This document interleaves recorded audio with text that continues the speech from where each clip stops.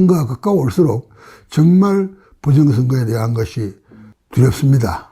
그리고 지난 4월 선거에 대한 이심이 더 커지고 황 대표님처럼 부정선거로 명확하게 인정하고 싸우는 분도 있지만은 또 정반대로 뭐 웃으면서 그런 일은 없다고 그 대놓고 한 사람도 있습니다.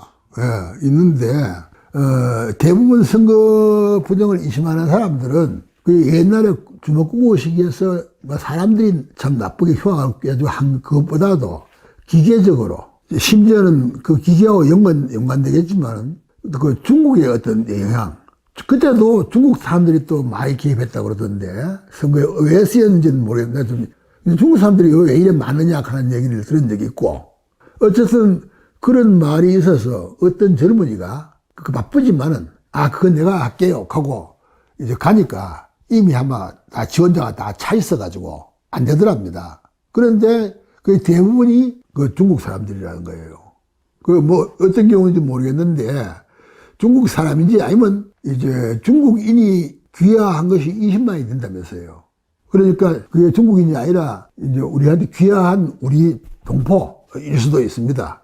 그 사람들 눈에는 그 다 중국인으로 보이니까 그럴 텐데 어떤 그런 소문을 들었는데 그것도 상당히 불길하고 저한 소문입니다. 기계하고 어울려서 그 뭐 선거를 뭐 포기하시면 모르겠지만은 선거를 한다면 어느 때라도 일정 부분 감시와 경계가 있어야 되겠지만은 이번은 특히 더 박빙의 승부라고 그러니까 더욱더 부정이란 것이 위력적일 수가 있는 그런 시기가 됩니다. 그래서 특별한 운동이 아니더라도 지금은 한번 정신 차려 봐야 하는데 지난번 선거에서도 국회의원 선거에서도 여러 가지 증거에 의해서 부정이 있었으리라고 이심을 받고 있는 상태입니다.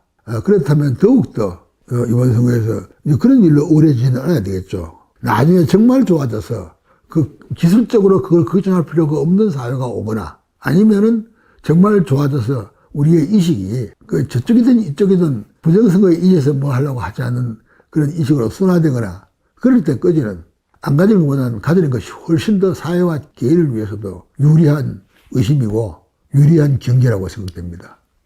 아무리 우리가 참 경계를 한다고 해서 지랄칠 게 없겠다. 이 부정선거에 대해서는. 그리고 또 참 아무리 우리가 그 의심을 하고 좀 눈을 부릅뜨고 밤을 안 새고 지켜도 지나친 법은 없겠다. 그런 생각이 듭니다.